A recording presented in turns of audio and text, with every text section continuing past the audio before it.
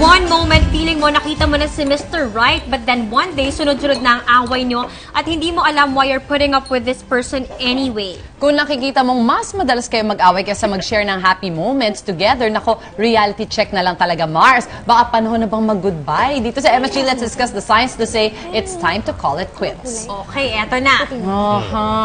Unang-una, you stop making efforts. Paano mo masasabing wala ng effort ang jowa mo sa'yo? Di na sumasama sa mga barkada get-togethers, usually ganyan, family affairs. Or parang literal wala na siyang gana. Yun kasi po. Mahalata mo naman Mahalata mo naman once na yung effort talaga nawawala na. For example, nung bago kayo tapos hanggang sa tumatagal kayo, andyan yung, for example, flowers na lang. Flowers, tapos lagi kayong masaya, lagi yung sinasabi sa'yo kung gaano kanya kamahal or kung gaano siya kasaya, di ba? So, parang eventually, pag nagsasawa sa'yo or kung sino man yung nagsasawa, pwedeng nawawala yun eh. At mahahalata mo yun actually. Mararamdaman mo yun eh. So, hindi ka na nabibigyan ng flowers? Parang bad. Wala na. Pala yun. Ikaw?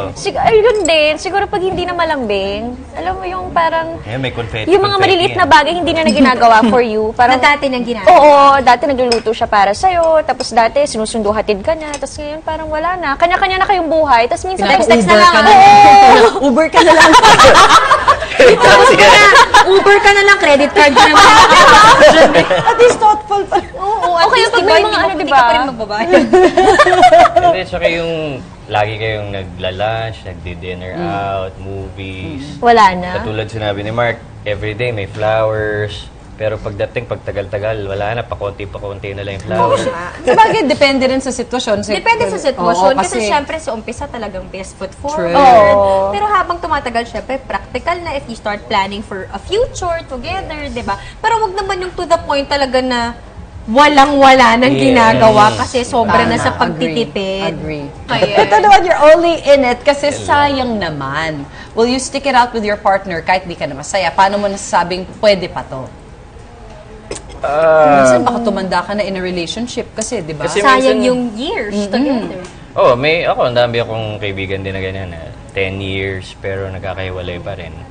So, kasi nga, may iba naman, iba-iba eh. Kasi merong nagsasakitan na. So, kasi once na manakit ka, nag-i-escalate yan eh.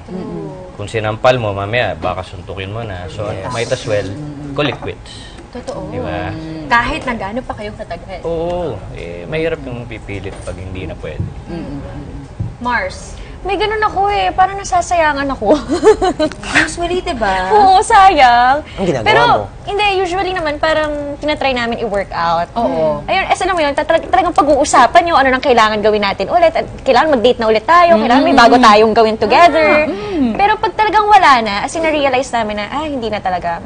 Ewan ko, feel ko nagkakaroon naman kami ng mutual na desisyon na wala na talaga. So, Which let is a go good na. thing. Actually, alam nyo pareho na. Oo, it's na not hindi na worth it. talaga eh. Tsaka, by the time you call it quits, nasabi nyo na, we did our best, ha? Oo. Pinag-usapan natin, ginawa, umeffort tayo, pero talagang wala na Hindi eh.